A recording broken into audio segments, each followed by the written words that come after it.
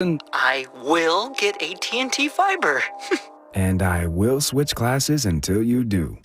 Slow upload speeds? You're not a bad person. You just need better internet. With 20 times faster upload speeds, AT&T Fiber delivers a faster internet experience than cable. Get AT&T Fiber with no annual contract. Limited availability in select areas. Call 1-877-ONLY-ATT.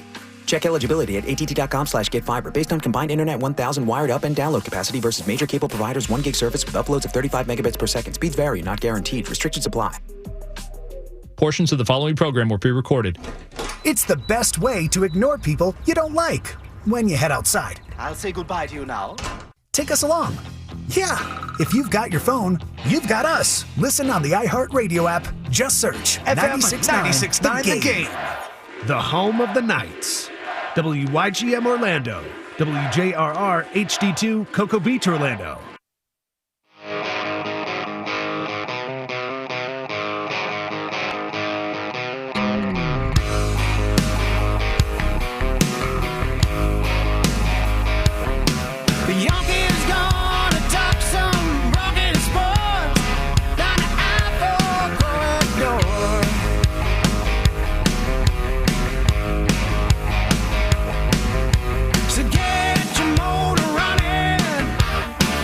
Time to put the pedal to the floor.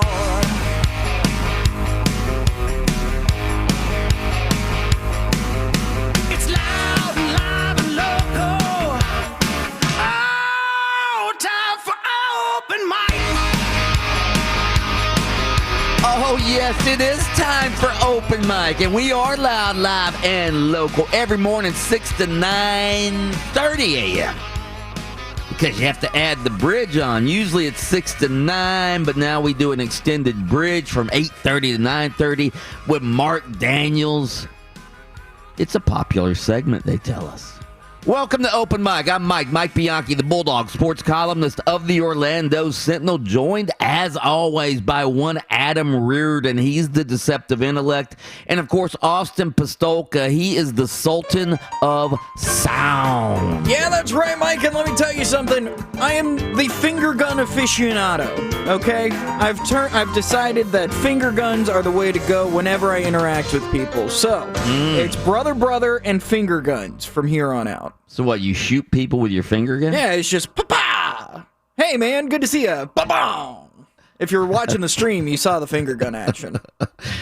You can watch our stream, by the way, on Twitter, on Twitch, also on the YouTube machine. Just go to YouTube, search for the Open Mic live stream, and you can watch Austin Pistolka with his finger gun. Ka-pow! Yeah. Ka-pow-pow-pow! Boom, boom, boom. One doesn't just start doing that. He saw it on TV or something last night. Who'd you watch? Like Kenny Powers or something? No, he's watching some superhero movie, probably. No. This is something I've been testing the waters with for a while, and I just wanted to make it official. I am now a finger gun guy. I should go get my real 12-gauge pump shotgun and show you that. Goodness, what? Wow. Is that allowed on YouTube? Can we do that? Probably not. Mike, I feel threatened, and I can't see it yet. All right, we want to hear from you throughout the course of the show. Why is that? Because we are the people show. We like to communicate with our listeners. And we do not have a failure to communicate on this show. You can call us 407-916-8255. You can tweet us at 96.9 The Game. You can also go vote on all of our Twitter polls at 96.9 The Game. You can text us on our Academy Sports and Outdoors text line. That's 50857. Guests this morning, we have Adam Shadoff, as we do every Tuesday morning. He's going to settle our Tiger Woods, could he be as dominant in today's game debate. Adam Shadoff, of course, a huge golf aficionado, and his wife plays on the LPGA Tour. So we'll have him settle that debate at 8 a.m. this morning. At 8:15, Ira Schofel of warchant.com will join us. The McKenzie Milton era begins today at Florida State as the Seminoles open up spring practice. We'll get Ira's take on the quarterback situation at Florida State. But as always, we like to begin our show with an open mic early morning inspirational quote of the day. And it's National Get Over It Day today. And in honor of that, we have Serena Williams quoted. And here's what Serena once said, and I shall quote it right here. I decided I can't pay a person to rewind time, so I may as well get over it. End quote. Adam? I mean, there's not a whole lot deeper than that. I mean, it's basically you can't change the past. You need to get over it. And even somebody with as much money as Serena Williams, at this point, there is no Doc Brown for her to pay to go back in time. Mm-hmm. Yet. Yeah. The word is yet. One day. Unless you're one of Austin's superheroes like Superman, and then you just fly counterclockwise around the earth and rewind time. Absolutely. Sometimes you got to outrun time, Mike. The Flash. Well, it took some time for Dak Prescott to finally get a new deal, but it's happened.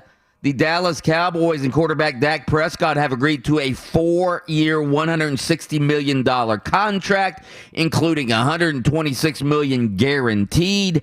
His signing bonus, $66 million. That's the highest in NFL history, with a record $75 million due in year one. The first 3 years of the deal averaged $42 million per year.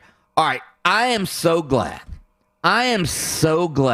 that the Dallas Cowboys have finally signed Dak Prescott. Not because I'm a big fan of the Dallas Cowboys, not even because I'm a big fan of Dak Prescott, but because I want the national media to just shut up about the Dallas Cowboys and Dak Prescott. Has there ever been more conversation about a mediocre franchise with a quarterback who, albeit, is talented, but he's never really won anything? Why is there so much conversation about the Dallas Cowboys? They're not good. They haven't been good since the Jimmy Johnson era. And still, Stephen A. Smith and Max Kellerman and all the national talking heads. I've told you guys, I love the ESPN debate shows, all right? Maybe now they'll stop debating this because, you know what? That's why I love our show. We don't have to talk about Dak Prescott ad nauseum like the national boys do. Is there that much interest in Dak Prescott and the Dallas Cowboys? Again, even though, they haven't been to the playoffs in 3 of the last 4 years. They rarely make any noise in the playoffs.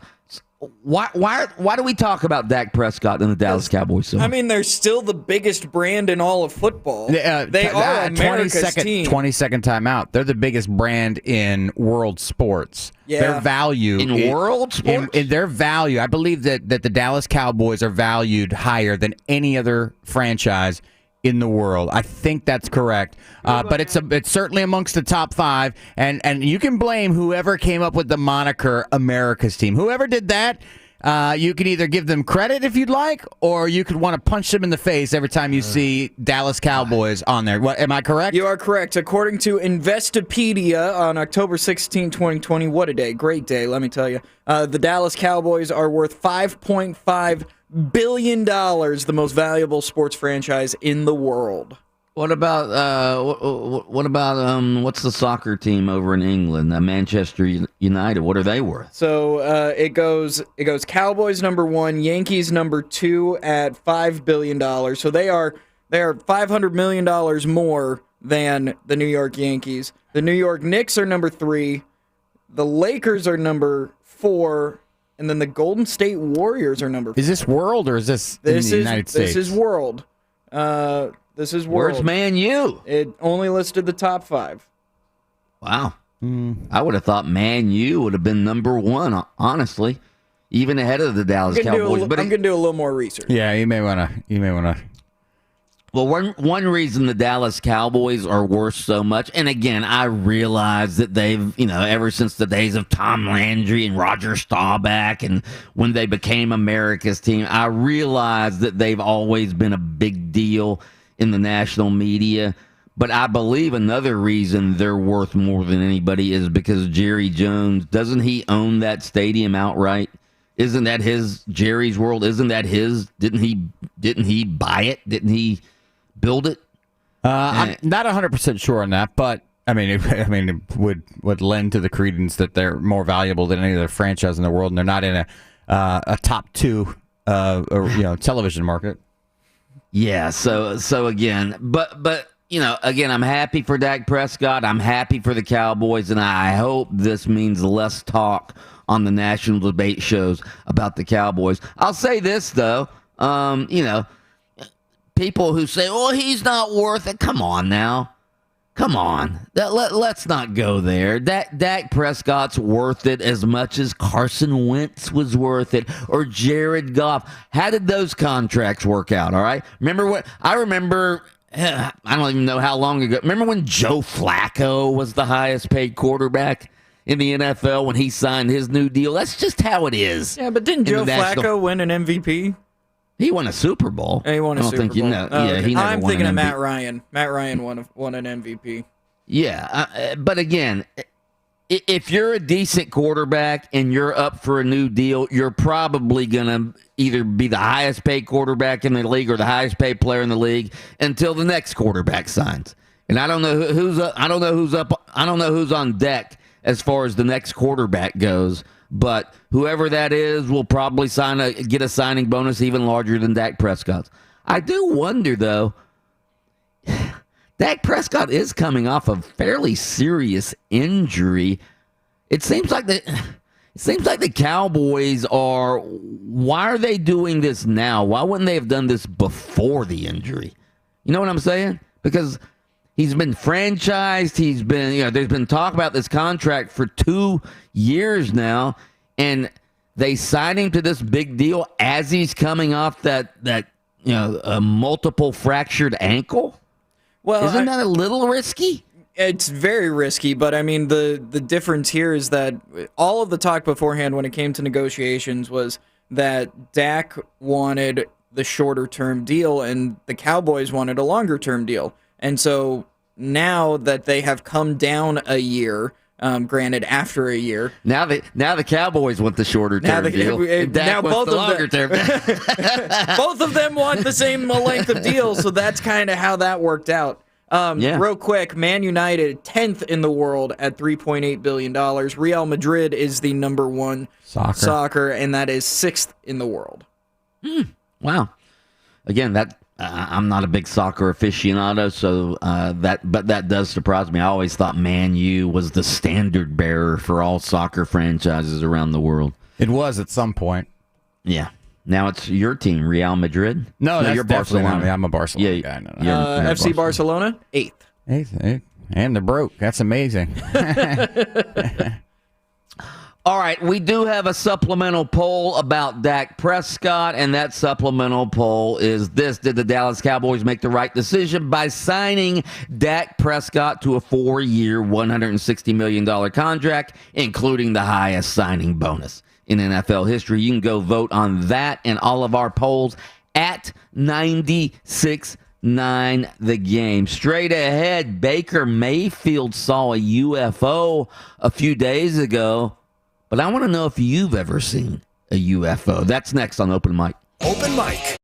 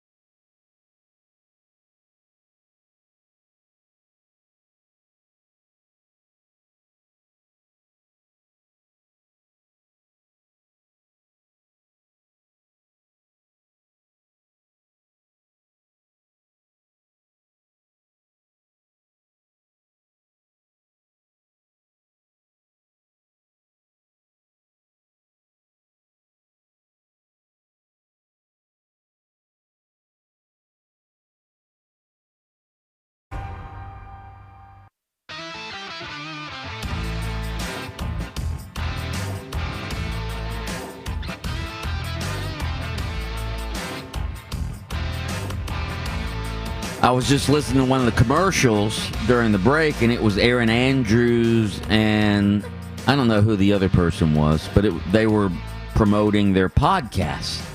All right? And it got me to thinking about the worst relationship move of all time. All right? So Aaron Andrews used to be one of the Dazzlers. Adam probably remembers this, at the University of Florida. You know, one of the dancers. They were called the Dazzlers. All right, and she was going steady. Do they still say that, going steady? No, but we know what it means. She was going steady with a basketball player. Greg Stolt was his name. Do you remember Greg Stolt, Edinburgh? I do.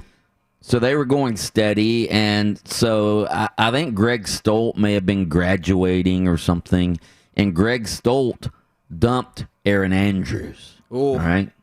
Yeah. Bad. I'm going to be heading to Europe for my pro basketball career. Yeah. Call 1-800-BAD-MOVE right there. Yeah. So maybe we can get we get a spontaneous text question out of that? We can certainly try. Spontaneous text question of the day.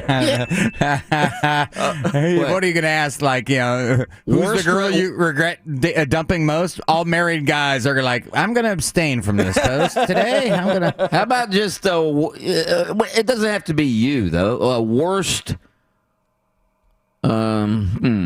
Let me think about this.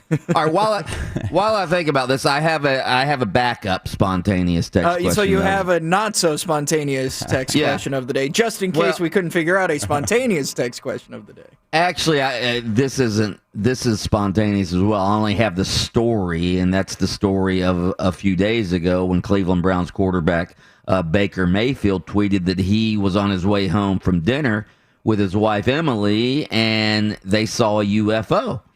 And the quote was on his Twitter account, quote, almost 100%. I just saw a UFO drop straight out of the sky on our way home from dinner. We stopped and looked at each other and asked if either of us saw it. Very bright ball of light going straight down out of the sky towards Lake Travis. I guess that's in Cleveland. Anybody else witness this? Question mark, end quote. Yes. And then his wife tweeted, Emily, she tweeted, I won't lie. I'm typically not someone who buys into UFO talk, but all I know is I saw something tonight and that I've never seen, and I'm a little thrown off, end quote. So corroborated stories. Yeah, by two people who were out drinking heavily for dinner that night, I'm sure. Yeah. So, all right. How about this? Have you ever seen anything? Give me your the most unusual thing you've seen in the night sky. How about that as a question?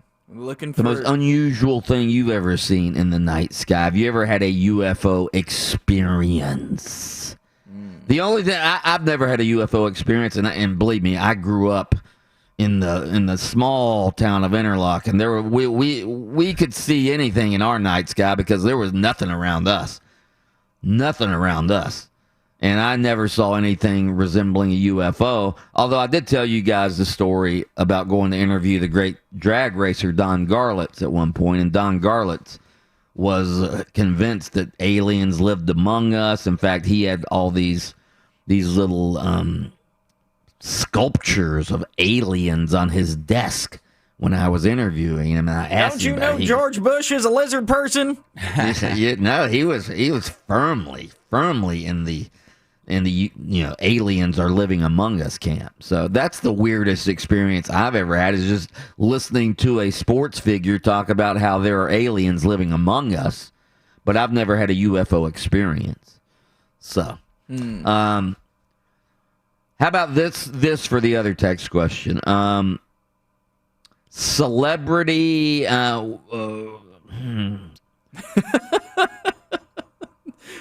you had it. Celebrity breakups with alien people. We'll just combine them all together. Tom Cruise and everybody. How about most overachieving celebrity relationships. Oh, that's a slam dunk. It's Billy Bob Thornton when he was with Angelina Jolie. Oh yeah. Yep. That's a fact. Oh well, I'm gonna go Lyle Lovett. Yeah, okay. With Julia Roberts. I mean, I'm gonna go Lyle Lovett with Julia Roberts. That was the Carl Lewis Ben Johnson matchup in the outkick your coverage. I couldn't tell you who won the bronze medal, but you're right. There was only 2 people competing for gold there. There you go. There's the question. What celebrity most outkicked their coverage in a relationship? Is Steve Buscemi married? Like, come on now. But yeah, I mean, you got to be married to somebody hot, like. Yeah, I mean, comparatively, or handsome. No, or handsome. Yeah. All right, text those into 50857. A celebrity who most outkicked his coverage in a relationship and a UFO experience, if you've had one, or something strange you've seen in the night sky. 50857. I'm thinking if there's a sports outkick your coverage relationship. Is there? I'm sure there is. Well, I'm sure there's some hockey players no teeth. Besides Greg Stolt and Aaron Andrews. If he'd have held on there, he'd have been in great shape. Whatever happened to Greg Stolt? I think he played over in Europe. I want to say he's coaching now. I think he's like an assistant coach in college basketball, or I'm just throwing that out there. I mean, I'm not 100% sure. Or he sells insurance in Gainesville. Who knows? There was an old Gator player way back when, even before my time, he was a TV guy in Atlanta. He was a sports TV guy in Atlanta. His name was Harmon Wages. All right. He played for the Falcons at one point, and he was a TV guy in Atlanta. And do you guys remember Deborah Norvell of CNN? No. Yes, the name, but I'd have to Google. And if I Googled her face, I would know it. Yeah. She was like a big time newscaster at CNN, and Harmon Wages and her were an item in Atlanta at one point. And I think that was one where, even though Harmon Wages back in the day was a good looking guy, yeah, he blew that one. Oh well, what about Dennis Rodman, who was with Madonna and Carmen Electra? Oh yeah. Oh yeah. That's outkicking your coverage right there. Greg Stolt is the NBA Vice President for International Operations for NBA China. Oh, China! Ooh. Wow. Yeah. At least he was July 30th of 2020, according to USA. You won't hear him saying anything positive about Hong Kong, will you? No. No, absolutely not. Daryl Morey, knock it off, will you? All right, straight ahead. Florida State begins practice today. That means the McKenzie Milton era, or at least season, has begun at Florida State. That's next on Open Mic. This is Mark.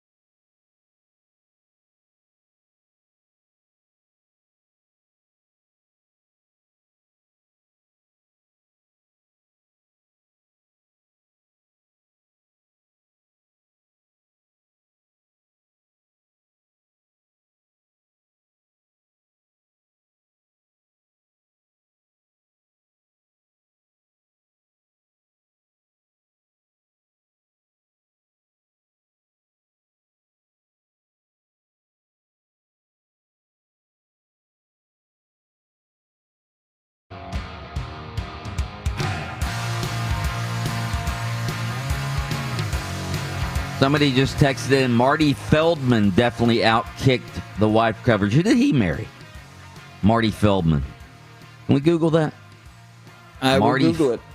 Yeah, Marty Feldman was not an attractive man. Had those big wandering eyes. He's got Marty Feldman eyes. Loretta Sullivan? I don't know who that is. Don't know who that is. Here's a good one, though. Rick Ocasek, the lead singer of the Cars, and Paulina Porzakova, the Sports Illustrated swimsuit model. Yeah, that's a good one. Somebody said Prince William, Lyle Lovett, Prince William. Who did Prince William marry? She's Meghan Markle. Yeah, okay. Markle. Yeah. Prince William's a good-looking guy, isn't he? Yeah, I mean, he outkicked his coverage, but it's not like. But also, he's not got like the watching whole Reggie Prince Roby thing punt the ball. Yeah. He also Here's has the one I whole don't Prince thing going on, so that helps his status. Oh, first of all, every name we're going to mention here in the Outkicking the coverage, you don't have to be a prince, but you have quite the princely bank account for the most part. You want to impress me? Show me Bob. Are you implying that these women did not were all marrying for money or were in relationships for the money? It's easier to outkick your coverage when if you said Bill who works at Olive Garden, I'll be impressed. Okay. Here's one right. Here's a good one. Joe DiMaggio and Marilyn Monroe. Yeah. Even though Joe was a great baseball player in the day, he outkicked his coverage. Here's one I don't agree with. Michael Jackson and Lisa Marie Presley. Michael Jackson was a good-looking guy. Just weird. At the time that he was married to Lisa Marie? What? At the time what? He was married to Lisa Marie Presley. Was he a good-looking guy then? I don't think so. I don't think so. No, his transition had already begun into something what is that, Play-Doh? I don't know what's on his face anymore.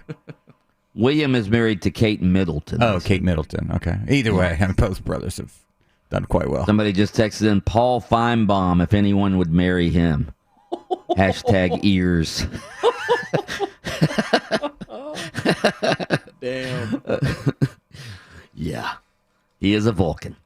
All right, give us a call, 407-916-8255, 407-916-TALK. As I mentioned, today is the beginning of spring practice for Florida State. Why is that significant? Because McKenzie Milton, who UCF fans know very well and love, McKenzie Milton is if he stays healthy, is the front runner to be the new starting quarterback at Florida State. He's been cleared to play. He is full go for spring practice today. Here's what Mike Norvell said about McKenzie Milton as he heads into spring practice. Do you anticipate him maybe taking on more this spring, maybe actually going out there and performing at the same level as everyone else? Absolutely. I mean, that's he's been fully cleared, and what he's, like I said, the tour duty workouts. I mean, whether it's somebody that has been in the program for 5 years or the freshmen that are joining in January with him. I mean, he's going through it, and he looks great. I'm excited at what he's going to be able to do, and just kind of getting back acclimated to the true speed of the game. And now it's about timing. Now it's about understanding. He is learning a new language. He is learning some new concepts in regards to what he's going to be asked to do here. But he's excited about the opportunity that's in front of him as well.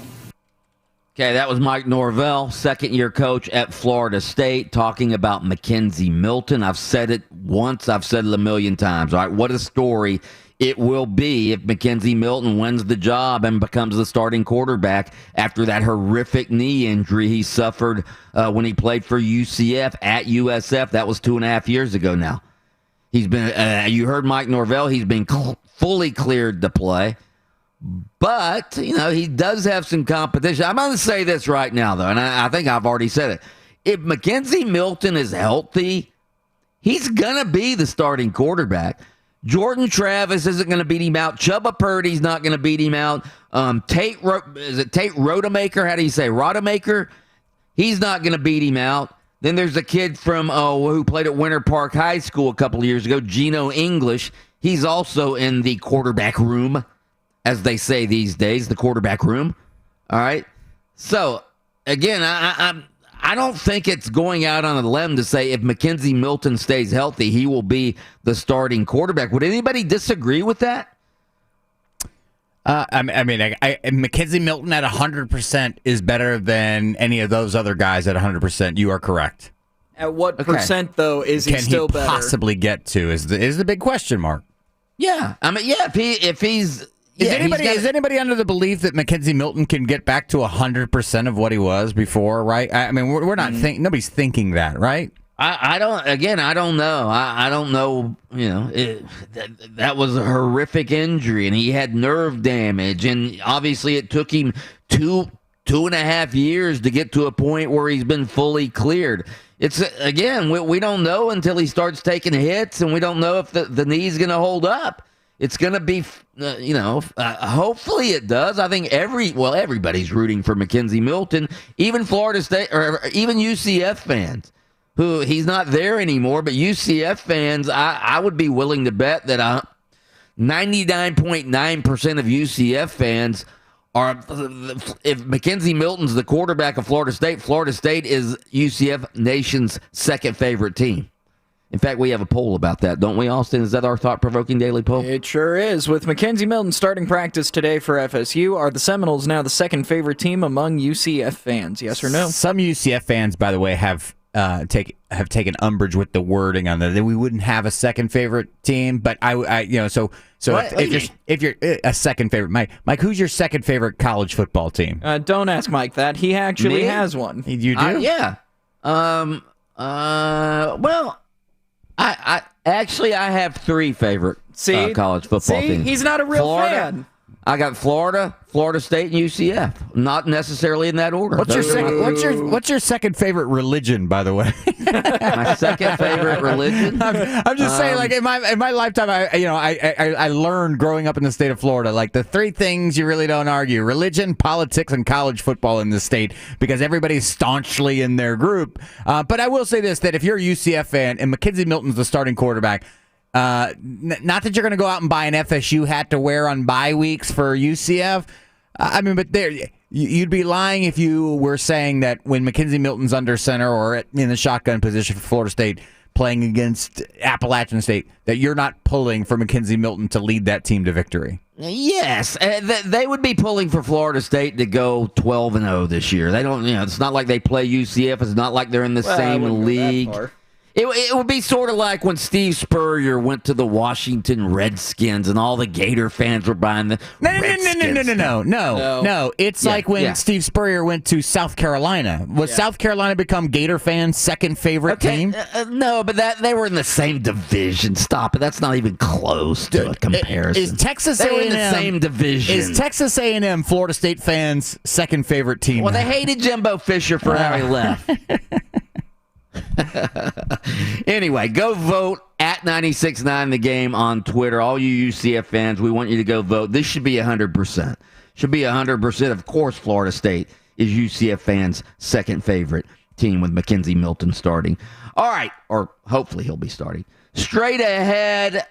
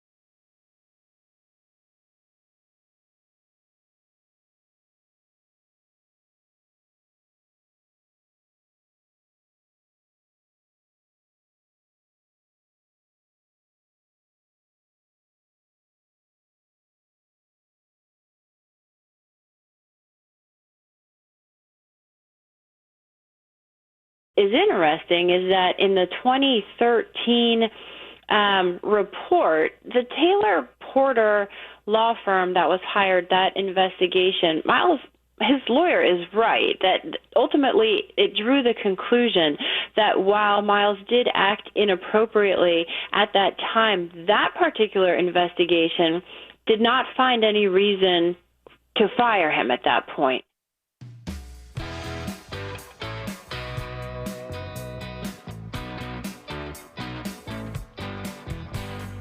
And why did it find no reason to fire Les Miles? That was Heather Dinich of ESPN explaining what is going on with Les Miles, the former LSU head coach. He was fired by Kansas yesterday. And again, why he wasn't fired at LSU back in 2013 is I don't get it. I don't get it at all. So Kansas fires him. Former LSU athletic director Joe Oliva recommended in 2013 that Les Miles be fired as the head coach after accusations of inappropriate behavior with female student workers. Again, this is according to a scathing investigative report released, when was it, over the weekend, maybe Friday afternoon, all right, that detailed, and again, these are systemic failures by LSU to appropriately report incidents of athlete-related or athletic-related, coaches involved as well, athletic-related sexual misconduct and abuse. According to this investigation, and you just heard Heather Dinich refer to the Hush Blackwell law firm, all right, Joe Oliva sent an email. This was in 2013, June, the summer of 2013, to LSU's legal counsel and the incoming president, F. King Alexander. And in that email, he wrote, quote, "One more time, I want us to think about which scenario is worse for LSU, explaining why we let him go or explaining why we let him stay." Joe Oliva wrote that. Then he went on to write in this email, "I believe he," talking about Les Miles, "is guilty of insubordination, inappropriate behavior, putting the university athletic department football program at great risk.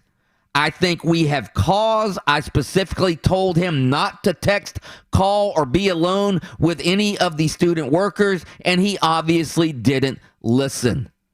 I know there are many possible outcomes and much risk either way, but I believe it is the best interest in the long run to make a break." That's what Joe Oliva wrote. He wanted Les Miles fired in 2013. And LSU, what did they do? Nothing. They buried it. They buried it. And only after USA Today began investigating this stuff, all right, did LSU make that scathing report available, all right? And now Kansas is having to deal with the fallout. Kansas, 8 years later, Kansas is having to deal with the fallout because LSU chose to do nothing. Les Miles is out as the Kansas head coach. And excuse my cynicism here, by the way. Excuse my cynicism.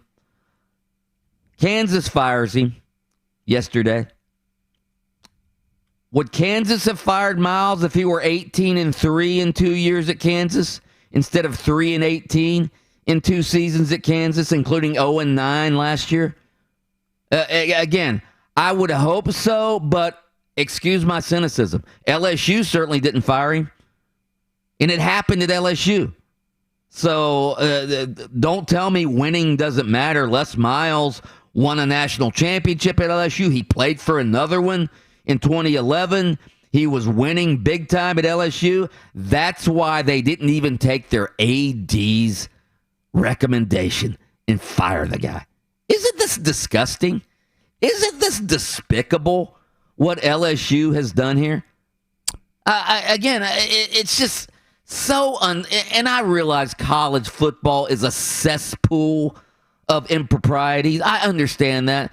But you would think if a football coach is essentially sexually harassing and, inviting students, young girls over to his condo and trying to kiss them and all of the, good God, how do you keep this guy as your football coach? I don't care how much he's winning. Again, I don't get it. I don't get how any school could allow this to happen. Even in 2013. I realize we're in a different time, even 8 years later, but even 8 years ago, how could LSU allow this to happen? Anybody have an explanation for this? No, I think it was right before we got into the the heavier situation. I mean, this was right in line with the Baylor, with the Jameis Winston. This was all going on at the same time. I don't think he could survive that today or get away with it today is probably a better way to phrase that. But again, what I read most in this story is there are at least people of high moral standards like Joe Oliva, and say what you want to about him, because I know he came under fire from Florida fans a long time ago when they had the game because of the hurricane. Yeah, he wanted to play the game even though the hurricane. When you look at this situation, this guy is on the right side of history and was back then. He's the athletic director, the guy who's in charge of the hiring and the firing and all that. And his word, what he asked to have happen to this head coach who put in jeopardy the football program, the athletic department, the university as a whole, was he was overruled by people who didn't want to rock the college football boat. And that's a shame. And look, we've seen it around college football before. I mean, we can go all the way back to the Penn State stuff. When this stuff starts going up the flagpole, people in much, much higher positions than even the athletic director are going, hey, let's keep this under wraps, fellas. We don't want to ruin our brand, ruin our image with these sort of allegations, with these sort of stories. And then eventually they come out. And it's sort of like, and I would say sort of like, but, when you have kids, when they do something wrong, you always tell them, look, if you lie about it, it's worse than if you just admit the problem, right? And you mean that as a parent. And I think that in these stories, we mean it as well. Look, deal with it in 2013. It's heavy. It's going to be ugly for your program, no question. But it's a hell of a lot better. When he said, what's the worst situation? Telling fans, why we did this, or telling fans why we didn't do this. Right now, you're having to tell fans why you didn't do it, and that's way worse than had you had done it back in 2013 when you were supposed to have done it. Joe Oliva, to me, kudos to that guy, because I'm sure that there is a lot of people in that room going, come on, Joe, let's settle down here. What are you talking about? Firing? The heck, we got to win a national championship. We're top 5 in recruiting every year. You're trying to kill the program? He's like, no, this guy's trying to kill the program, and you don't see it. And sadly, nobody listened to the guy who was, essentially in charge of the athletic department. Yeah, and again, the president back then, he got the email from Joe Oliva. I'm talking about F. King Alexander. I'm reading about F. King Alexander. F. King Alexander's no longer at LSU. He left LSU for where did he go to? He went to Oregon State. All right, he went to Oregon State. I wonder if he's still there. Can we Google that? But anyway, he ended up at Oregon State, and here's what he said last fall. All right, this was when he was at Oregon State last fall. Don't know if he's still there. Austin, can you Google if this guy's still the president of Oregon State? But here's what he said last fall about the SEC, all right? He said the SEC is out of touch with reality for voting to play football when the Pac-12 initially voted to postpone football. He told the Oregonian that the SEC battles political pressure to play, that the Pac-12 schools do. Yeah, like this guy who obviously was battling some political pressure and bowing to the political pressure not to fire Les Miles 8 years ago, okay? And again, nobody was held accountable. Nobody. Not Les. Les Miles got a reprimand, all right? Nobody was held accountable during this entire ordeal. He got a reprimand, and it already sounded like Joe Oliva had a conversation with him before, which I'm going to imagine that a subject had come up where Les Miles was meeting women or young. They're women. Okay, they're students at the school at his condo, and he said, "Look, I've told this guy." Stop texting him, stop calling him, stop having him over your house. And he did it anyway. That's why he said it's insubordination. Your boss tells you what to do. If you don't do it, that's insubordination. You can get fired for that. The sexual misconduct, trying to kiss these girls, you can get fired for that. Joe Oliva tried to fire him, and this guy, was F. King Alexander. Shame on the SEC for even considering playing football with all that political pressure. He wouldn't fire a guy who's being accused of these misconducts, even when his athletic director said, "Look, it's better for the school if we do let him go." I want to read you something that's going to turn your stomach, all right? According to the report, athletic department employee Sharon Lewis, a longtime football operations employee who lodged several reports of sexual harassment throughout her own tenure, recounted an incident in 2013 she called, quote, her worst nightmare.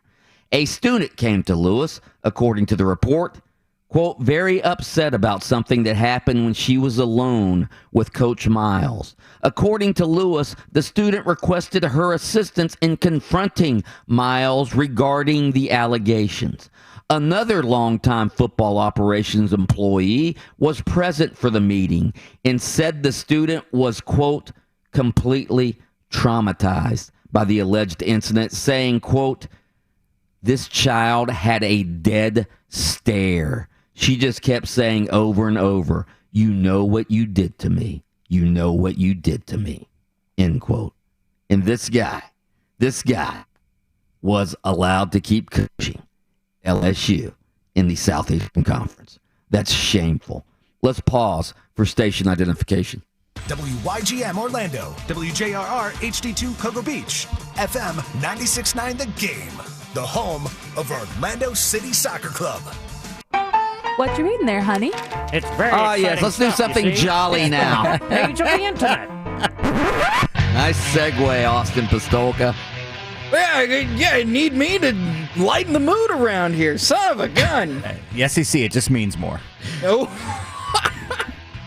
Clearly. It's time for the front page of the internet today. High spirits, high hopes, all that good stuff. Here we go. Starting off on YouTube. We've got high hopes. We've got high hopes. You guys don't even know that old song, do you? I know of it. No. I've got.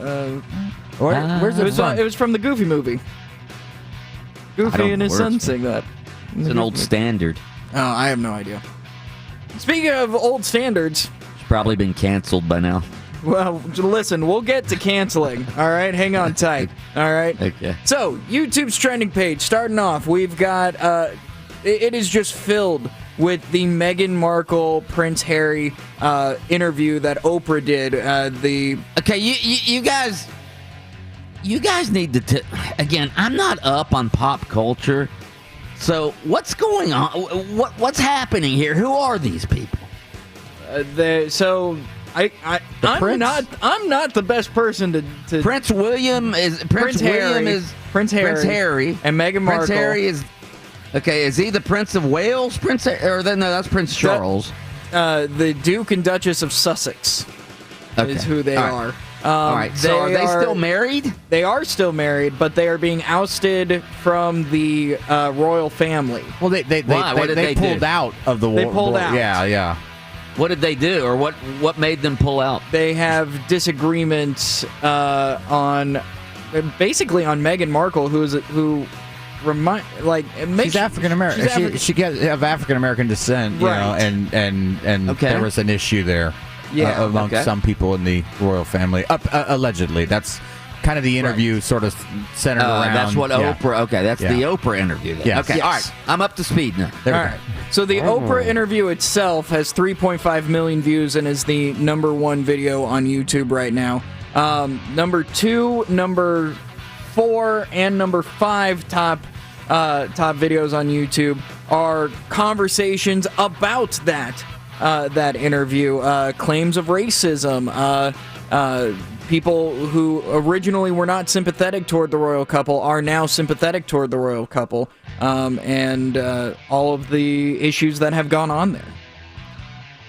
So for birthdays today, kind of a weak day. So do you want to go with a TV actor that Mike probably doesn't know, a rapper that Mike probably doesn't know, or a K-pop star that Mike definitely doesn't know? I have no idea K-pop, so it has to be one of the other two. Let's go hip-hop.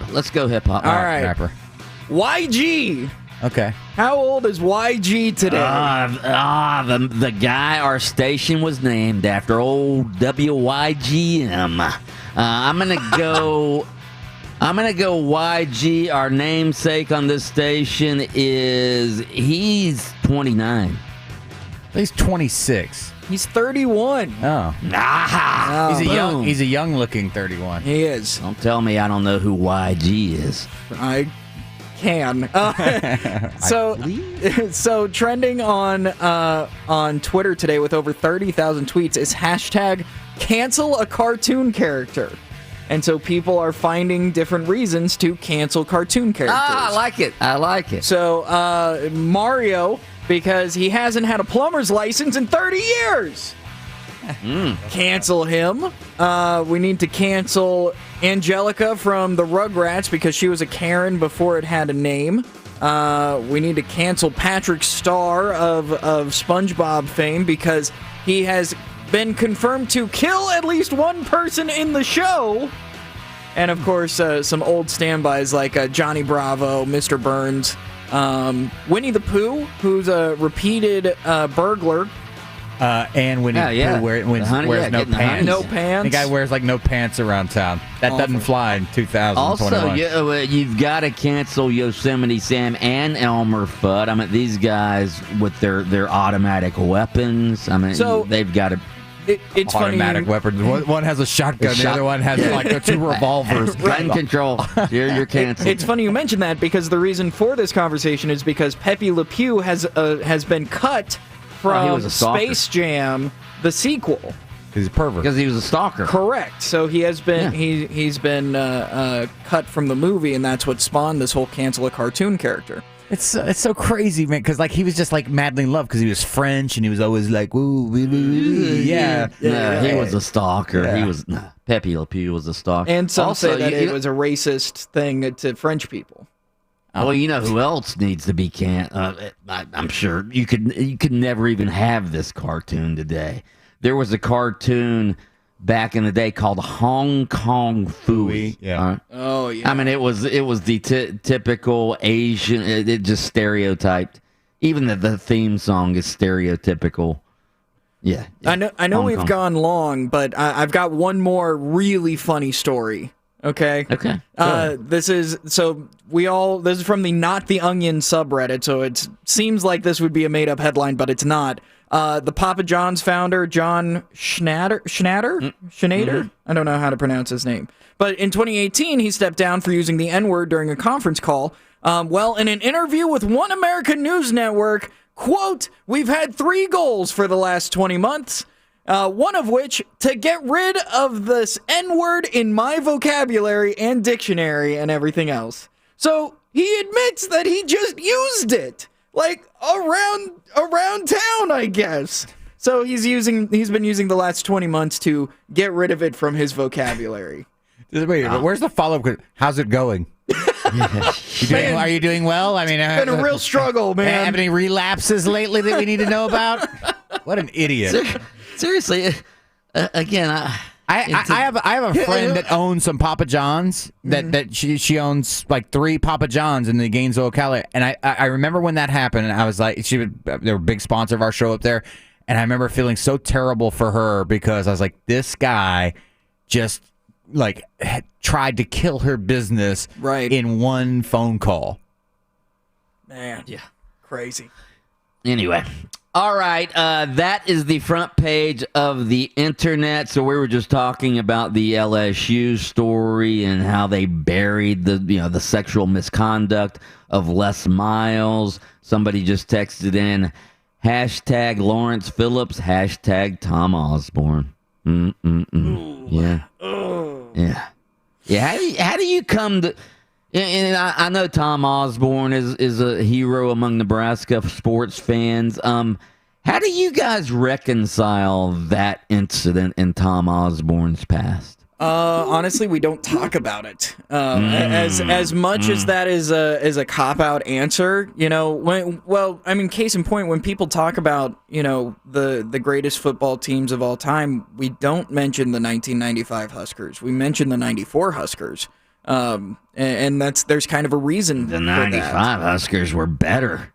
They were, but they had one player that we don't want to ever talk about again. So there is a genuine reason why we say the 1994 Huskers were the best team in college football, when in actuality, 1995 they were a better team. 2001 Canes kills them both on the same night, by the way. Not a chance. Not a damn chance, and you know it. I will say this about Tom Osborne. I actually talked to him about this years later when Scott Frost was the coach at UCF. He came to give, he gave some sort of speech at UCF, and I actually believe Tom Osborne in that the reason he kept Lawrence Phillips around is he was trying to save him, because he knew Lawrence Phillips out of that program was not going to survive, and he didn't. Lawrence Phillips, once he got out of football, again, he goes to the pros and he can't keep his head on straight. But I really do think that there was a part of Tom Osborne that wanted to try to save this kid who he knew was not going to survive if he didn't have some sort of structure in his life. Well, he also talked about, I know we got to duck into a break, but, Tom Osborne created the Teammates program in Nebraska, which helps kids who are struggling get in touch with mentors who are adults to help them get through all of these problems to try and set them on the right path. So maybe that was part of it. Part of the reason why he started this foundation and this mentoring program was to help people like him. You guys believe that because you want to believe that. Hey, listen, maybe. I do want to believe it. I want to believe that Tom Osborne is a good person, and I want to believe that. Tom Osborne wanted to win football games. Yeah, probably right. All right, up next, the sound off coming your way on Open Mic. Open Mic, the best radio show in town. Isn't that right, Urban Meyer? I think your facts are not surprisingly incorrect.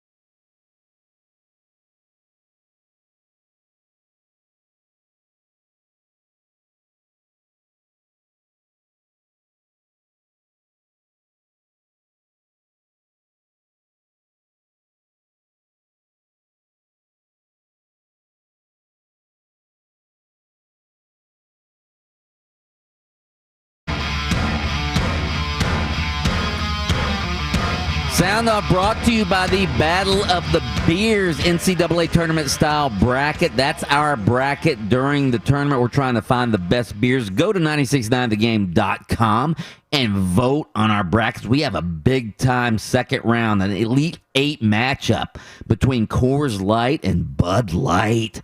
Who's going to win that one? We will discuss that later in the show. Sound off. He's the second highest paid quarterback in the NFL, $40 million a year. The $126 million guaranteed, a record $66 million signing bonus. Now it's winning and winning the big game. And that's always what the Cowboys quarterback is judged on, from Roger Staubach to Troy Aikman. Remember, Danny White, 3 NFC title games, wasn't good enough. Tony Romo, a long, successful run, wasn't good enough. Now Dak is going to be judged by Super Bowls. He's no longer that plucky fourth-round pick. Todd Archer talking about Dak Prescott getting paid, getting big money, but now he doesn't have any slack. As for Dak Prescott, a guy who hasn't necessarily won a whole lot in Dallas, are you surprised by this with the Cowboys?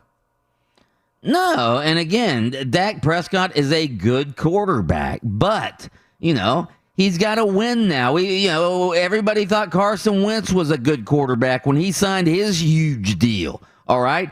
He didn't win enough, and now he's out of Philly. Jared Goff. I mean, we could go down the list of quarterbacks who, signed. Matt Stafford signed a big deal in Detroit. He didn't win enough. Of course, he's with a moribund franchise. Though nobody expects the Lions to win.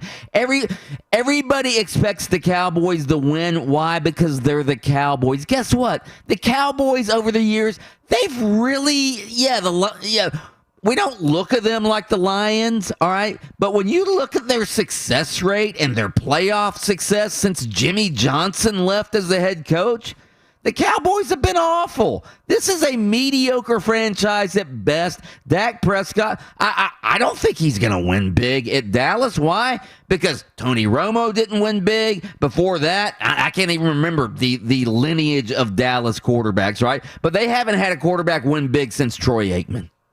As we all know, our careers have a finite window, and you never know when the basketball gods, if you will tell you to hang them up. So as long as I feel healthy and strong and able to keep doing what I'm doing, the joy naturally comes out, and that fuels everything.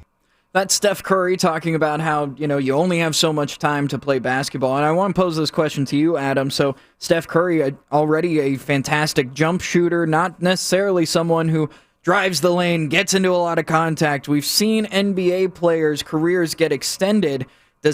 How long do you think Steph Curry can actually go, considering the way he plays? Well, I mean, his issue is his ankles, right, and how fragile they are. And they knew that going into the draft. Now he's overachieved, I guess, according to some scouts, in regards to that.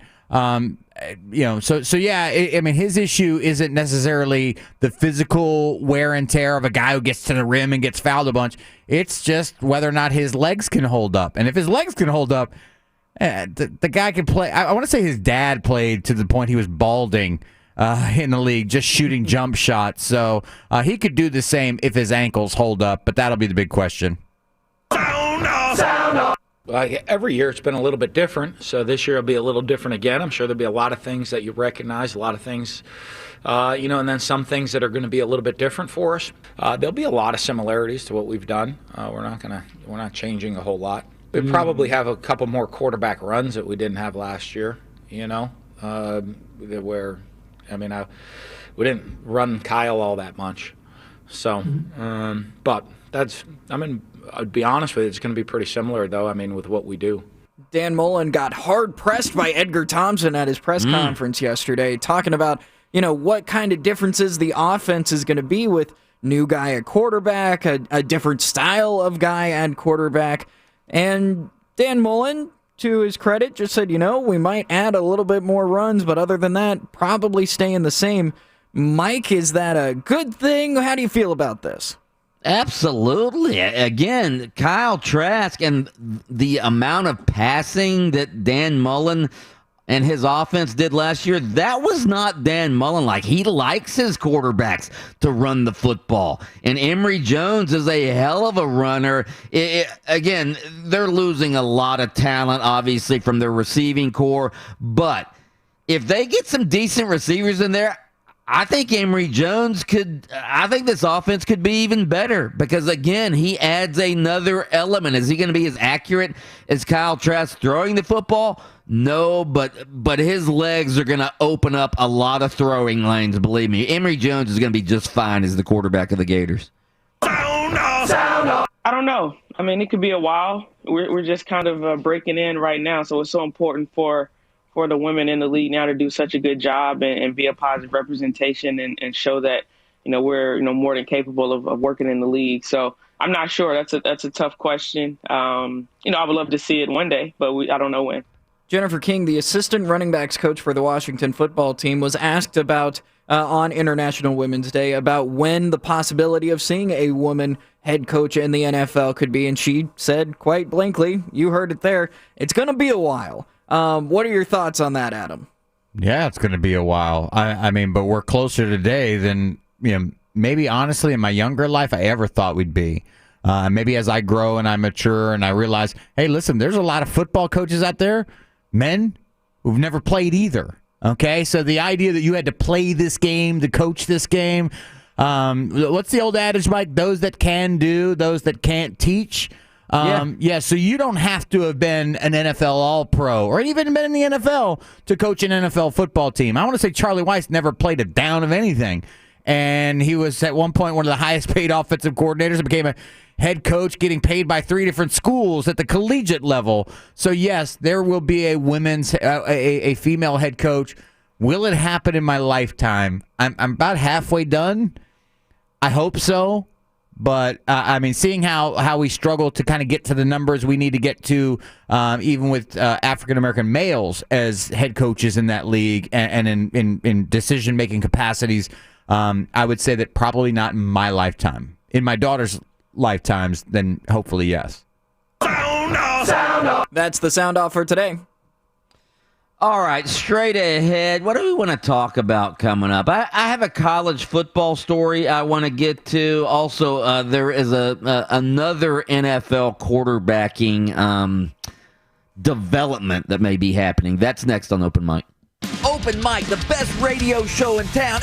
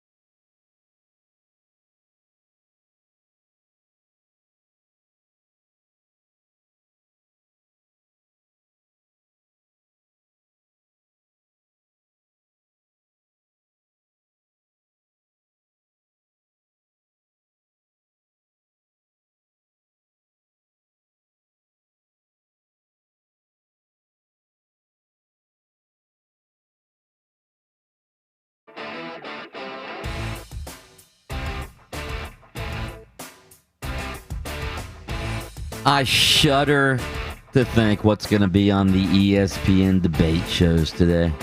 And you guys know I am a huge ESPN debate show fan. I like to watch all the debate shows.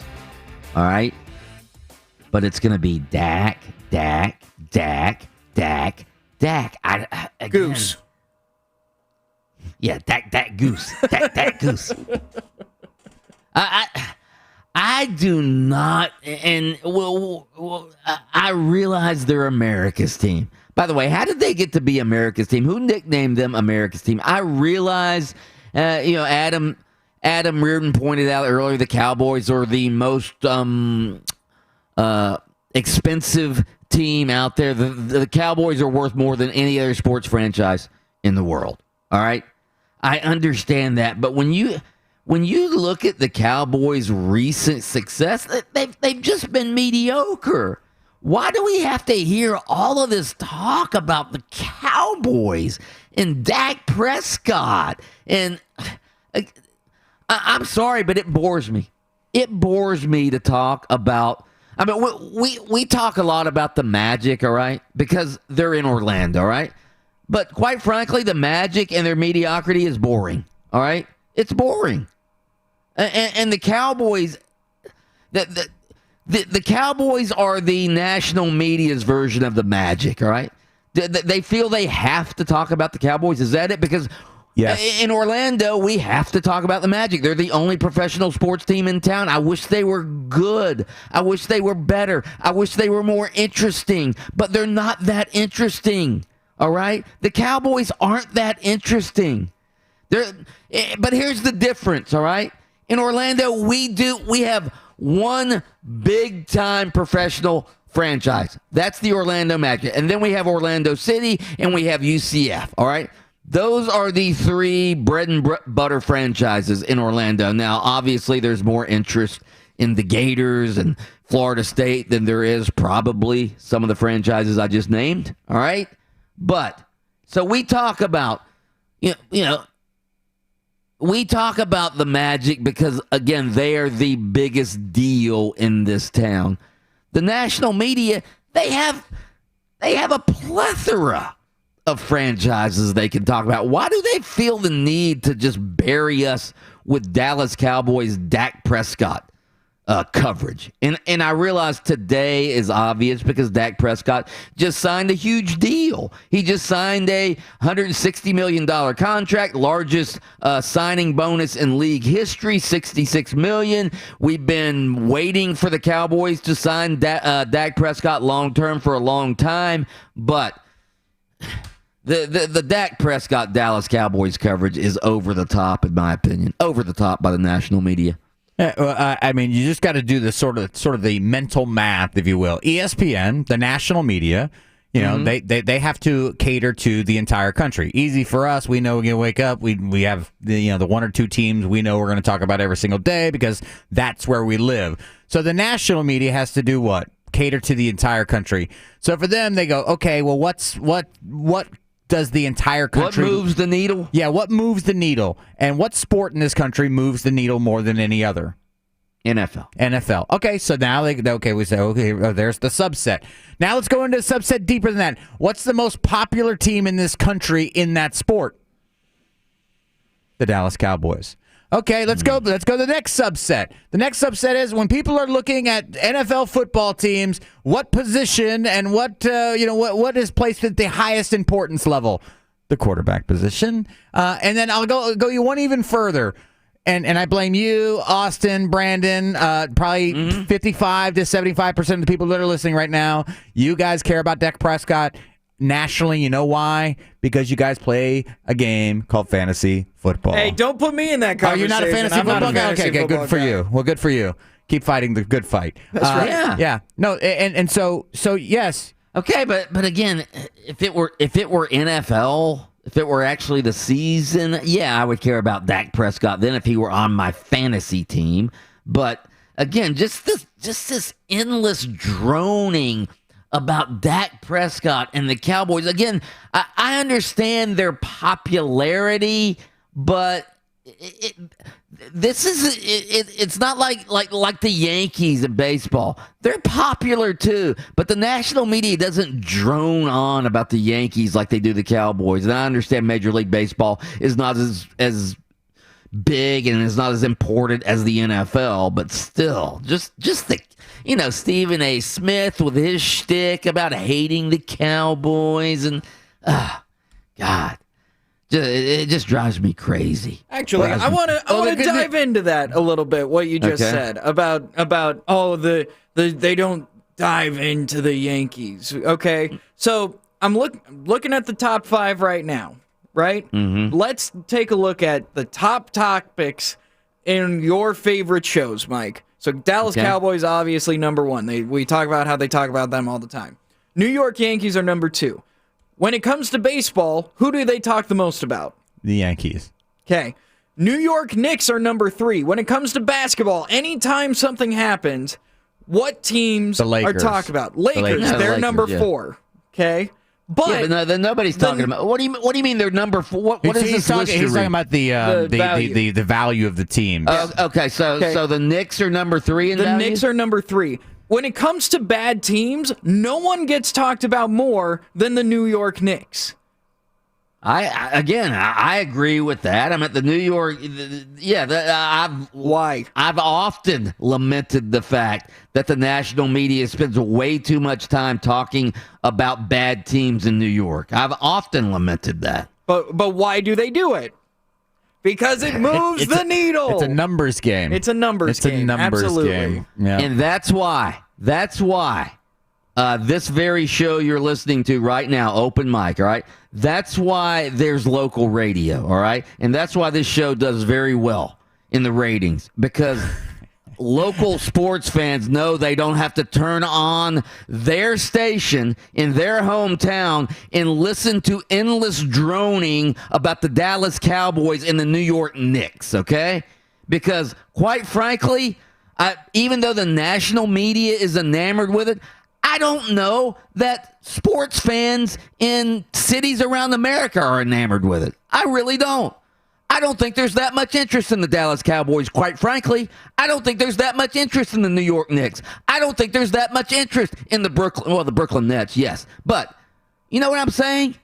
I don't think there's interest in bad to mediocre teams, even if they're high-profile marquee franchises. I think you're wrong, and I'll tell you this. I mean, and we work in the industry, and Mike, you can look around, and it isn't like local sports talk radio is growing. Mm-hmm. Matter of fact, this town has seen 3 or 4 of them go by the wayside.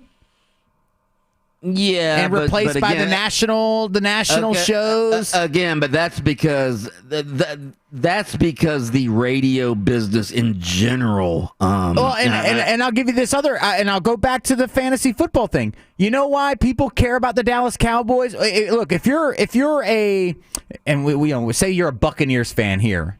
Right? When you in the 1980s, you were only a Bucs fan. You only wanted Steve DeBerg, and you only wanted. You quit bringing up Steve DeBerg. That's just who I remember when I was a kid, Mike. That was the memory I had. Doug Williams. That's who you wanted to be successful. But now you could live in Tampa, Florida, Orlando, Florida, and that'd be your favorite team. And you know who you want to be successful? Russell Wilson. You know why? Because you got $200 on it with 18 of your friends from work, and so you want to know about Russell Wilson. You want to know the things that are going on with Dak Prescott, because you are now a pseudo fan of the Dallas Cowboys because you have Amari Cooper on your team. So fantasy football has opened this door to the proliferation of this national sports branding and consumption that we have. I really believe that. There was a time where your local team was your only favorite team. Those are your only favorite players. Now that's not the case anymore because you want to win your league. I got points per catch league. No, you're just anti-fantasy football. That's your problem. Well, turns out, Mike, you may be as well. Damn! All right. Right around the corner, Adam Shadoff, Fox 35, is going to join us to settle a golf debate that Adam, I, and Austin had yesterday about Tiger Woods and today's young guns. That's next on Open Mic. Hey, this is Frank.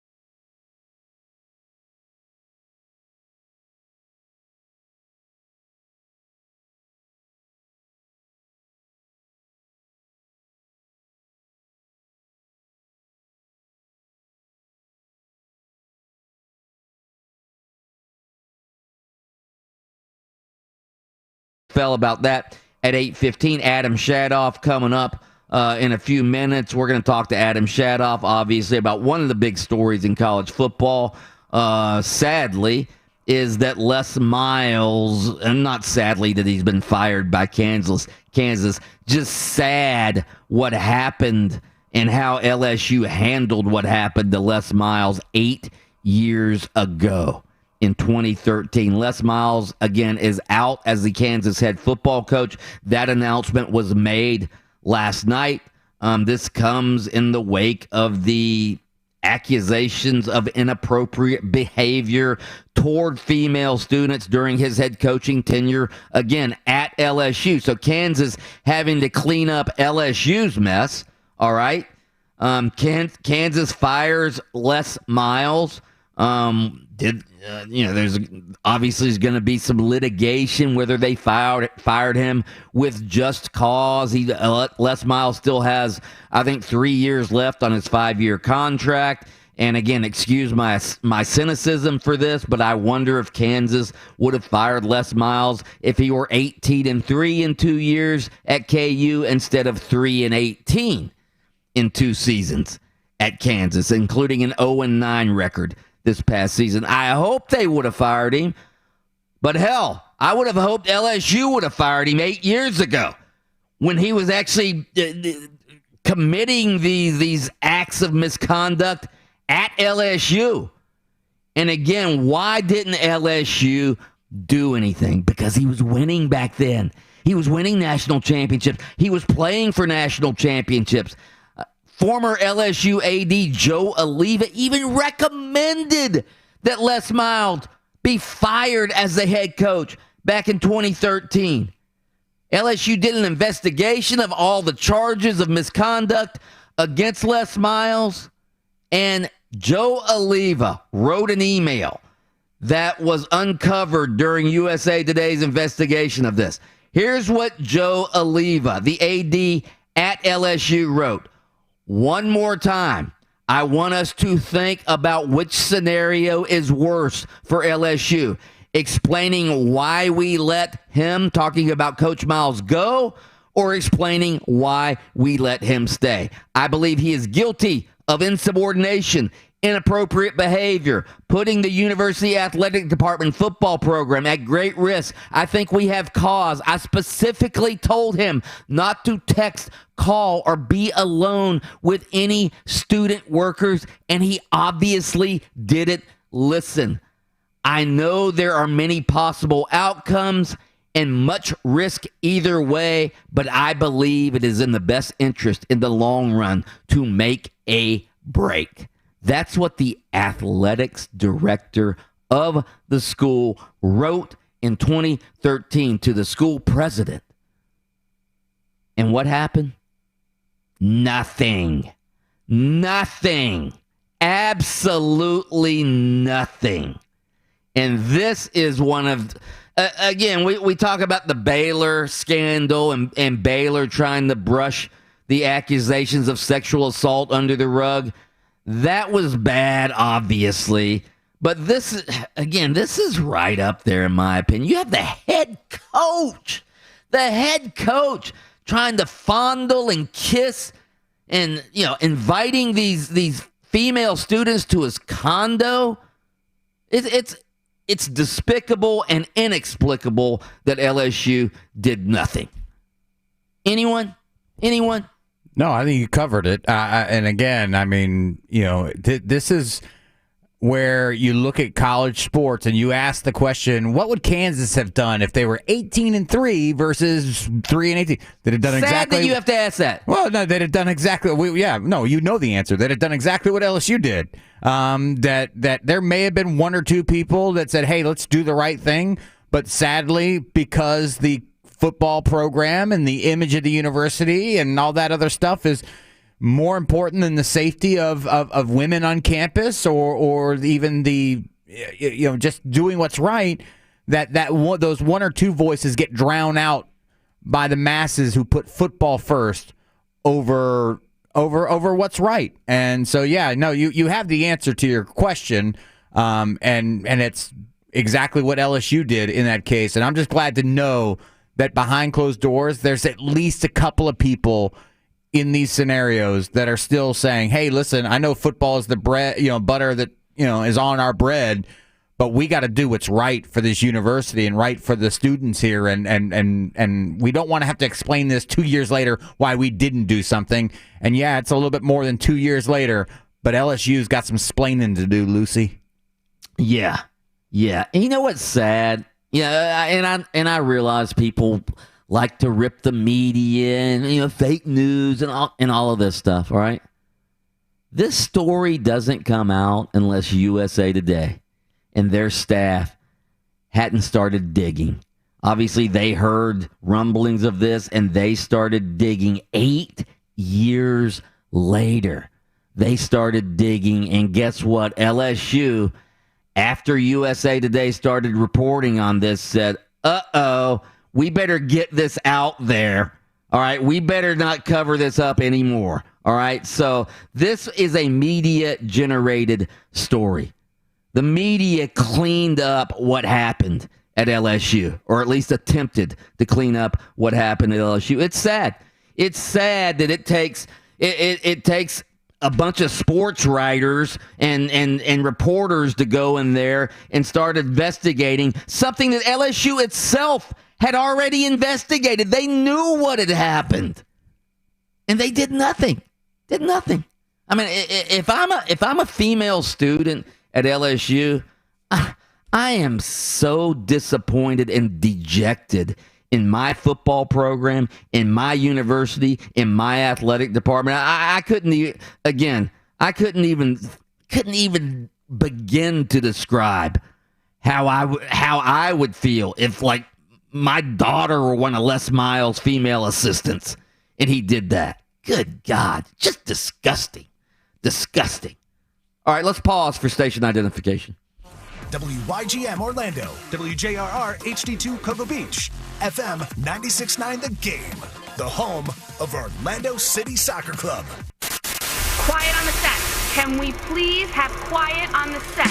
It's TV time on Open Mic. Boy, that escalated quickly. Let's hear from Fox 35's own Adam Shadoff. Adam Shadoff, you can watch him on the Fox 35 Sports Zone every weeknight about 11:30 p.m. They take an in-depth dive of all the sports happenings in Central Florida. Adam Shadoff, how are you? What's up, Bianchi? All right, you are a golfing aficionado. Real quick, all right, I want you to settle a debate that Adam and I had yesterday after the Arnold Palmer Invitational. Everybody knows that your lovely bride plays on the LPGA Tour. Everybody knows you're a good golfer in your own right, and you love the sport, all right? So I was arguing yesterday that if Tiger were to come out right now with this young, deep crop of golfers on the PGA Tour. Now, I'm not arguing that Tiger wouldn't still be the best. I'm just arguing, all I was saying was he wouldn't be as dominant. Maybe he doesn't have 15 majors. Maybe he has 10. Maybe he doesn't have 82 PGA Tour victories. Maybe he has 52 or 62. How do you respond to that? Well, yeah, I think I agree, but probably not for the reasons that you're thinking. I agree because when Tiger was so much longer. His firepower was so much stronger than everybody else, and now so many more people have that now.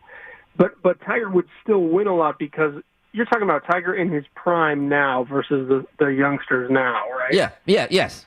Yeah.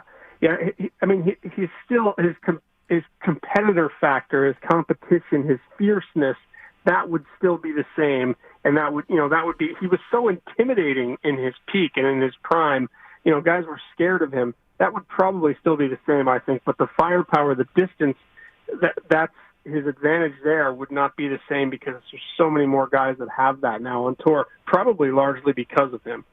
Yeah. All right, let's do the shout out with Shadoff, shall we? Shout it out from the rooftop. Woo-hoo! It's time for the Shadoff Shout Out. Here we go with the shout-out this week, brought to you by Frank Gay Services. If you need an electrician or a plumber and you need them right now, frankgayservices.com is the place to go. That's frankgayservices.com. We start off with today's thought-provoking daily poll. With McKenzie Milton starting practice today for FSU, are the Seminoles now the second favorite team among UCF fans? Yes or no, Mike? Oh, absolutely they are. I mean, McKenzie Milton is beloved at Florida or at UCF. There's no question. In fact, I think UCF fans, because UCF doesn't play Florida State and doesn't play them this year, I think UCF fans, if McKenzie Milton is starting at quarterback, they would love to see FSU go 12-0. They would love to see that. Yes, every game they will be rooting for McKenzie Milton to put up big numbers and for the Seminoles to win. Not only would they love to see that, I would think that there would be a handful of people that are UCF fans that go to Tallahassee or other games just to see him. That's how much they love McKenzie Milton. I think it used to be that their second favorite team was anyone who's playing USF, and now it's for sure Florida State.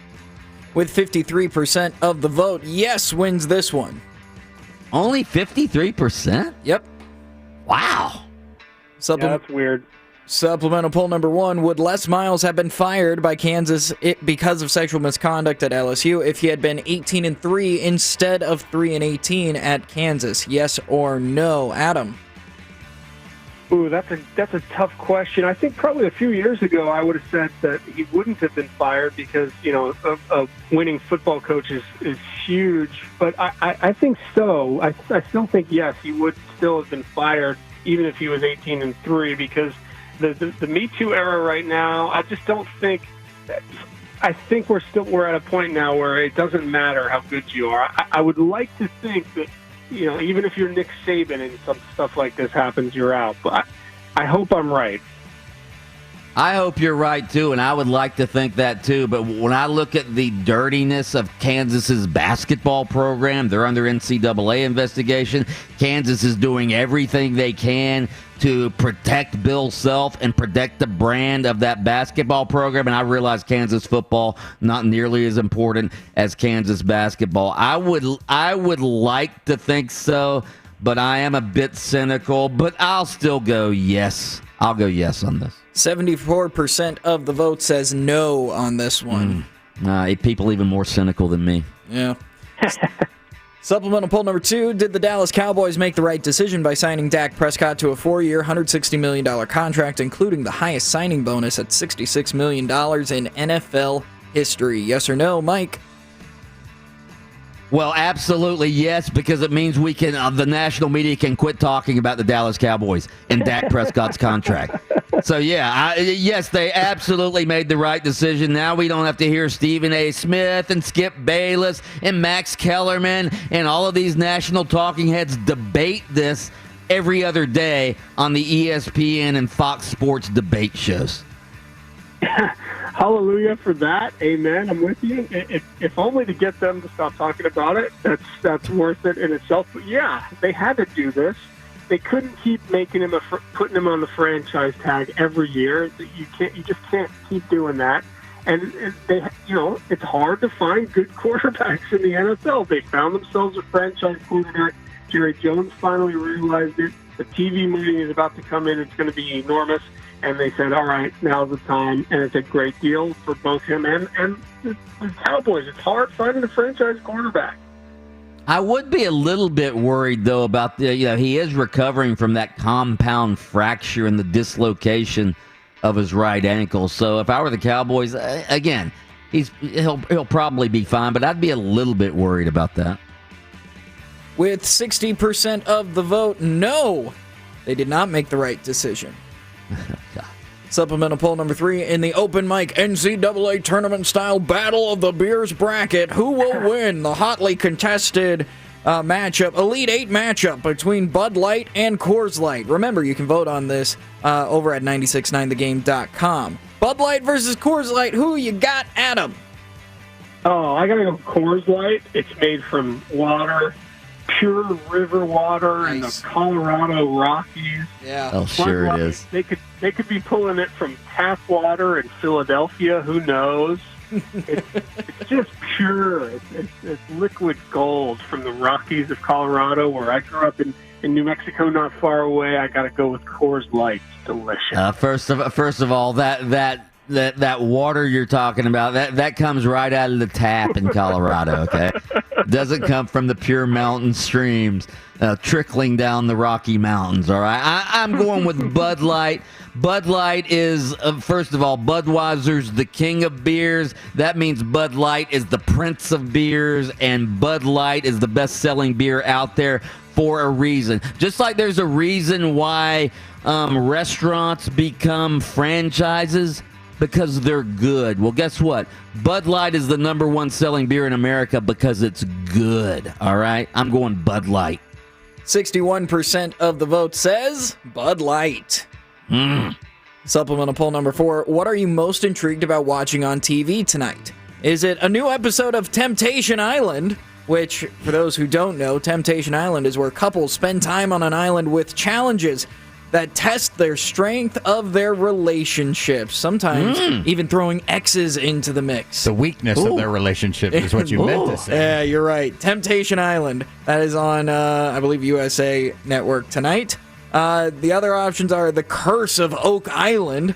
Oak Island is a tree-covered island on the south shore of Nova Scotia that has intrigued treasure hunters for more than 200 years, and these guys are searching for the largest treasure in North America. The Curse of Oak Island on History, I believe. Moonshiners, story of Kentucky moonshiners, pretty simple, straightforward there. And their lives, that's on Discovery, or the plethora of conference tournament college basketball. Mike.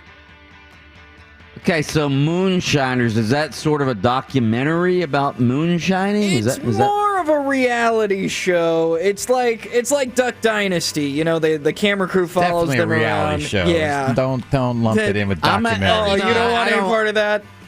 You know, I don't usually watch anything on TV except sports, but yeah, the Temptation Island sort of intrigues me. All right, I'm going to go Temptation Island.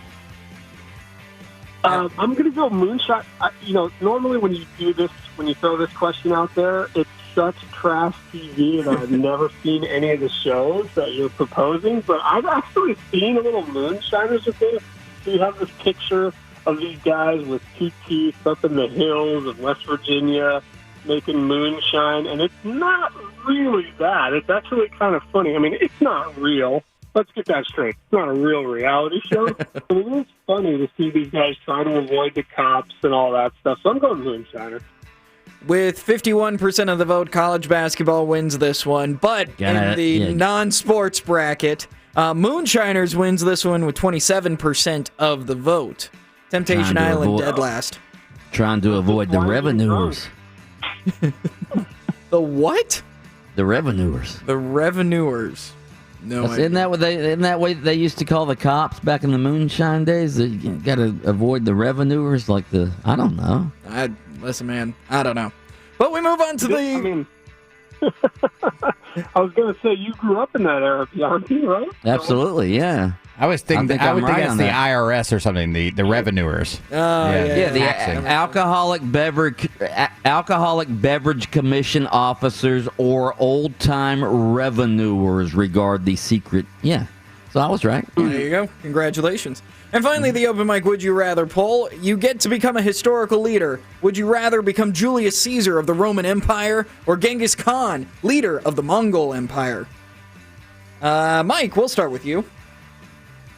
Well, Genghis Khan rode around didn't he ride around in the desert on horses? That doesn't sound very appealing to me. The Roman Empire, their mantra was eat, drink, and be merry. I'm going eat, drink, and be merry over riding around the desert and mountains of Tibet on a horse.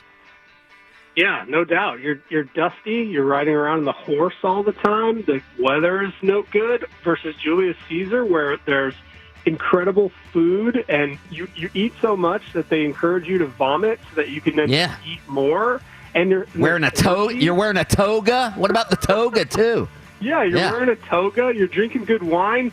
There's orgies and meatballs. And spaghetti. Oh, yeah. I'm going Julius Caesar. No question. Well, both of you need to beware the Ides of March. Julius Caesar wins this one with 63% of the vote. Leave it to Adam Shadoff to bring up the orgies. That was him, not me. Yeah, of course, because you were definitely not far behind from that. I guess that's the eat, drink, and be merry part, was that? Oh, God. Yeah, that's the be merry portion. Adam Shadoff, we always appreciate it. We'll see you on the Fox 35 Sports Zone. All right, see you guys. There you have it. All right, straight ahead, we're going to head up to Tallahassee, talk to our FSU insider, Ira Schofel. Has the McKenzie Milton era begun at Florida State? That is next on Open Mic. Open Mic.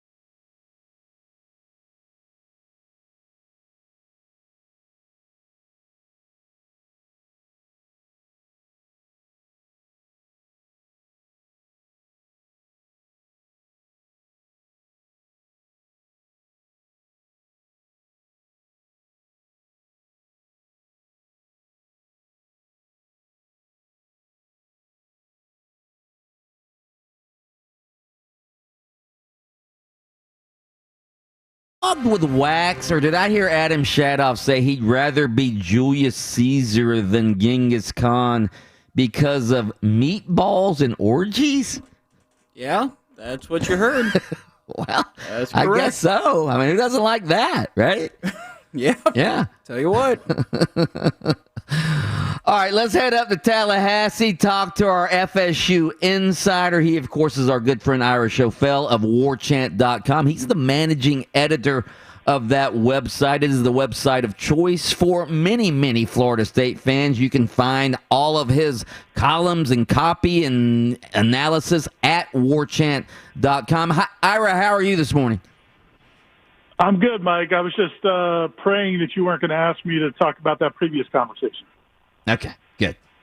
Yeah, I won't ask you that. That was Adam Shadoff of Fox 35. We both argued Julius Caesar, but he argued it for different reasons than I did. All right. So McKenzie Milton, obviously, a lot of interest in him down here in Orlando. He and Florida State begin spring practice today. What is McKenzie Milton's health status? From everything everybody says, he's good to go. I don't think he's the same McKenzie Milton he was that played for UCF, but I think they feel like he's in good enough shape that he can play and that he can play quarterback at this level. So they say he's fully cleared. Whether that involves contact, he's not going to see any contact this spring. How it holds up to contact this fall will be the million-dollar question, and I'm guessing we're going to be asking that question right up until the Notre Dame game. Okay, so obviously no quarterbacks hardly get contact during the spring, but in fall there is some during fall drills there is some contact with the quarterbacks, is there not? Sometimes. I mean, they're going to keep him in a green non-contact jersey. Last year FSU actually let their freshman quarterbacks take contact, and Chuba Purdy, of course, got knocked out for 6 weeks with a broken collarbone. It sounds like they're going to keep these guys away from contact. So, my guess is with as much expectations and hope that they have for McKenzie Milton, if any defensive lineman get anyone near him, even in the fall, I think there's going to be a steep price to pay. Ira, do you believe if McKenzie Milton, and again, if he's healthy, obviously, and the knee holds up, do you believe if he's healthy that he will be the starting quarterback? I mean, you've got a bunch of other guys competing for the job. Sort of give me the hierarchy of guys and where you think they'll finish if McKenzie Milton's healthy. If he's healthy, I think there's no question he's the guy. I think, Jordan Travis gave FSU a lot last year. He gave them a chance in some games just running around and making plays. But, he still has a long way to go in terms of being an overall quarterback. Chuba Purdy, is probably the future at that position. But he was a freshman this past season and missed most of practice with a broken collarbone, then came back, played in a game or two, and then sustained re-injured it and had to have surgery again and has missed the rest of the season. So, I think you look at him this year as a real freshman year. And, Mike Norvell made a comment the other day that when we spoke to him, I think on Friday, he said, what the returning quarterbacks are doing is they're helping McKenzie Milton really learn the offense, the terminology, all the reads and things they have to do in this offense. What he's teaching them is what a quarterback looks like. And I thought that was a real insightful comment because, we all know a quarterback's more than just a guy who takes snaps and throws the football. That's part of it, but a big part of it is just being a leader, the way he commands the huddle, the respect he gets from his teammates. And that's where McKenzie Milton was so good, and I think that's why they're so excited about him. Whether or not he can make the dynamic plays he made at UCF, they want that leadership and just the guy that everybody can rally around, and they think he can be that guy. Who's this kid? I know who he is, but Geno English, the kid from Winter Park. How did he wind up at Florida State? He walked on a couple of years ago, and I know they like him a lot. He can throw the football. Sometimes you see walk-ons out there, and you think, especially a quarterback, sometimes you think, was his dad a businessman, a booster? What's the deal? But Geno English can throw the football. He looks like a quarterback. I know they like him a lot. Whether or not he gets in a game is another question, but he can throw the football. Also, Mike Norvell, obviously familiar with McKenzie Milton from his days as a head coach at Memphis. How much do you think McKenzie Milton's success against Memphis when Mike Norvell was the coach had something to do with Mike Norvell wanting to bring him in? I think it was mutual. I think they both. I think that was a big part for both of them. I think that, again, as competitors, I think that when you compete against somebody who's also a great competitor, you see what they're really made of, and there's the respect that's found. There was actually a similar situation in a different position. They brought in a transfer last year from UCLA, Jordan Wilson, a tight end, who transferred from UCLA as a grad transfer. He ended up missing the season because he sustained an injury in preseason. But he said part of the reason he transferred to FSU was because UCLA played against Memphis. Memphis actually beat him back when Memphis had it rolling with Mike Norvell. And one of the things he was so impressed with was just how hard they played, how hard they competed. I think UCLA had a big lead in that game, and Memphis fought back and won the game. And he wanted to be a part of that. And I think both sides saw the other side and respected them. And so I think that was a big part of it. And the other part of it is, I think, from an offensive standpoint, I think McKenzie Milton liked what Mike Norvell did in terms of letting his quarterback have some freedom to make reads at the line of scrimmage, to make decisions. And I think down the road, McKenzie, when he's done playing, wants to be a coach. And I think he liked the idea of learning from Mike Norvell also. Ira Schofield, warchant.com. He's right here on Open Mic. Ira, I think every coach deserved a free pass last year. Obviously, the pandemic-plagued season, the game cancellations, all of that. Does Mike Norvell get a free pass among Florida State fans for last season? Not probably all fans. I mean, I think a lot of fans do. Some fans are just tired of seeing what they've seen. I think the biggest concern FSU fans have with this coaching staff is on the defensive side of the ball. And, granted, there's a lot of reasons why football teams struggled last season with the pandemic and everything, and FSU only had 3 spring practices. It's just hard to imagine how that defense was that bad. It was bad the year before, and it actually got worse last season. They didn't get anything out of guys like Marvin Wilson and Josh Kando and Janaris Robinson and Corey Durden. That defensive line was supposed to be one of the best in the country, certainly one of the best in the ACC, and it didn't do anything. The secondary, they had 5 guys leave early for the NFL from that defense. A few of those guys I just mentioned, Hamza Nasruddin at safety, Asante Samuel at cornerback. They may have 4 or 5 guys on defense drafted, but it was one of the worst defenses in the country. So that's the one place where they don't get a pass. If the defense doesn't show real improvement this season, there's going to be a lot of heat on Mike Norvell to make a change at defensive coordinator. Nobody covers the Seminoles like Ira Schofield and warchant.com. Check them out at that site. Ira, we appreciate your time this morning. Thank you so much. Thanks, Mike.